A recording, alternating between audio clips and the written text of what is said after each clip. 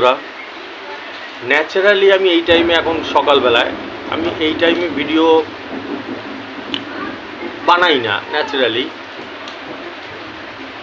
প্রচণ্ড ব্যস্ততার মধ্যে থাকতে হয় আমাকে, তাও আজকে বানালাম। তাহলে কি কারণ যে সকালবেলায় আমি বানালাম? এখন কারণ তো অবশ্যই আছে, সেটা তোমরাও বুঝতে পেরেছো। কারণ ছাড়া তো দাদা বানাবে না।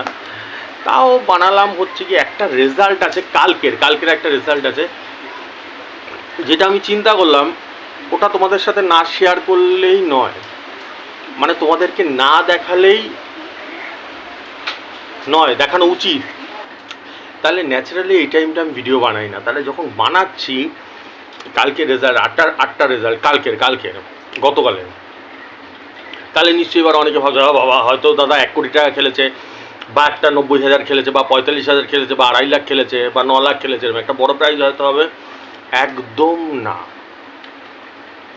সব থেকে জিনিস তোমরা অবাক হয়ে যাবে, একটা কোনো প্রাইজ খেলেই নি। এটা শুনে অবাক হয়ে যাচ্ছে না?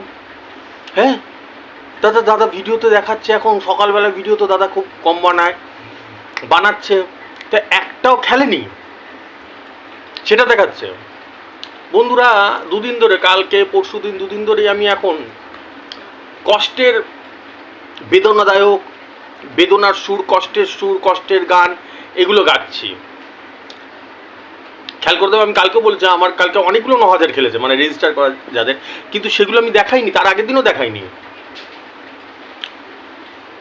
আমি যেগুলো লাগেনি, যাদের লাগেনি, বুক ফেটে যাচ্ছে, কষ্ট লাগে, খারাপ তো লাগে নাকি? আনন্দ হয় নাকি? এরকম কেউ আছো? যদি 9,000 করে মিস হয়, ফার্স্ট প্রাইজ মিস হয়, আহা কি আনন্দ! এরকম হয়? কেউ আছো পৃথিবীতে?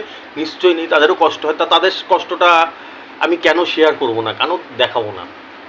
ওই জন্য আমি এতটা বিজি থাকি, এতটা ব্যস্ত থাকি বলতে কি আমি তীর মারি না কোনো। তোমরাও জানো যে দাদা কি করে, নাম্বার হিসাব করতে হয় তোমাদের। তো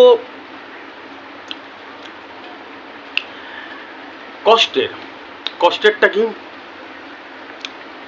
একবার টিকিটটা দেখাই তাহলে ক্লিয়ার হবে। 82 মিডিল পাঠিয়েছিল আমার কাছে, 82 মিডিল রেজিস্টার করা। আর সব থেকে গুরুত্বপূর্ণ বিষয় হচ্ছে, ছেলেটা কালকেই রেজিস্টার করেছে। গল্পটা শোনো শুধু। 82 মিডিল পাঠিয়েছিল। আমার প্রচন্ড ডাউট হচ্ছিল মিডিলটা, ঠিক আছে। আমি 66 দিয়েছি 82-র সাথে। গতকাল রাত 8টা রেজাল্টটা, বুঝছো তো না? মাথার উপর দিয়ে বেরিয়ে যাচ্ছে কথাগুলো। 82 মিডিল আমাকে পাঠিয়েছিল এগুলো রেজিস্টার করা। 66 দিয়েছি। একদম 67তে গিয়ে, আমি 66 দিয়েছি, 67তে খেলেছে 9,000-এর ঘর, ঠিক আছে। এখানেই খেলা শেষ নাই, এখানেই পিকচার আবি ভি বাকি হ্যায়। ওর ব্যাকটা ছিল 2 ব্যাকে, আর লেগেছেও কালকে রাত্রে 8টা রেজাল্টটা মেলাও, দেখো 82 মিডিল, 67 খেলেছে, 2 ব্যাকেই খেলেছে। বোঝাতে পারলাম? 2 ব্যাকে, মানে ব্যাকটাও মিলে গেছে। আর একটা জিনিস যে তোমরা দেখো সারা জীবন ধরে, যখন ব্যাকটা তো আমার হাতে থাকে না, এটা তো আমি সবসময় বলেছি, এটা কিন্তু কমন সেন্স, মাথায় সাধারণ জ্ঞান ঢোকে। পার্ট নাম্বারটা থাকে, আমি গোল করে দিই।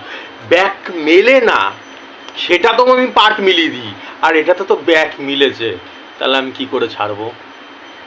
তালের প্রশ্ন দাঁড়িয়ে পড়ছে, অনেকে হয়তো মাথায় ঘুরছে, তাহলে দাদা পেলো না কেন ছেলেটা? তুমি দুঃখের কথা কেন বলছো? দুঃখের কথা এইখানেই বলছি। এইবার টিকিটটা দেখো, দেখতে পাচ্ছ? এই যে টিকিটটা, এই যেখান থেকে নিয়েছে সেখানে 82 মিডিল 2 ব্যাকেই ছিল, কিন্তু 20 ঘর ছিল শুধু। লেগেছে 60-এর ঘরে, সেই টিকিটটা সেই দোকানদারের কাছেই ছিল না।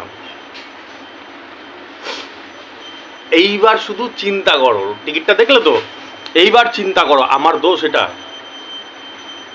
আমি তো আমার সর্বস্ব আপ্রাণে 100% লাগিয়ে দিই পুরো দমে, তার ফল দেখতেই পাচ্ছ।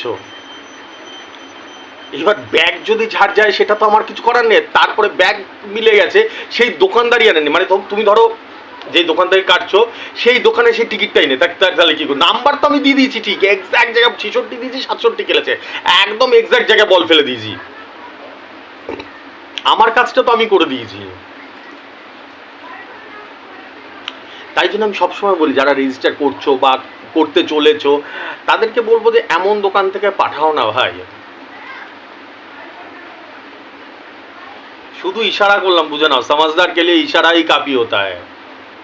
বল মাঠের বাইরে পাঠিয়ে দেবো। এবার হ্যাঁ মিস্টেক হয়, মিস্টেক তো ভাই ভগবানেরও হয়, আমি তো মানুষ, আমারও তো মিস্টেক হয়, সেটা দ্যাটস অ্যানাদার থিং, সেটা আলাদা বিষয়। কিন্তু আমার হিসাবের উপরে তোমাদের সাংঘাতিক ভরসা আছে, একদম পাগল করা ভরসা। টিকিটটা দেখতে পারলে কতটা কষ্ট। হুম, ছেলেটা তো আমাকে বললো, বলে দাদা তুমি চ্যাম্পিয়ন, তুমি গ্রেট, মানে তোমার তুলনা হয় না। কালকে রেজিস্টার করে কালকে উইকেট ভেঙে দিয়েছি, এবার বেটা সেই দোকানেই নেই টিকিটটা, তাহলে আমি কি করব? আমার দোষ এটা।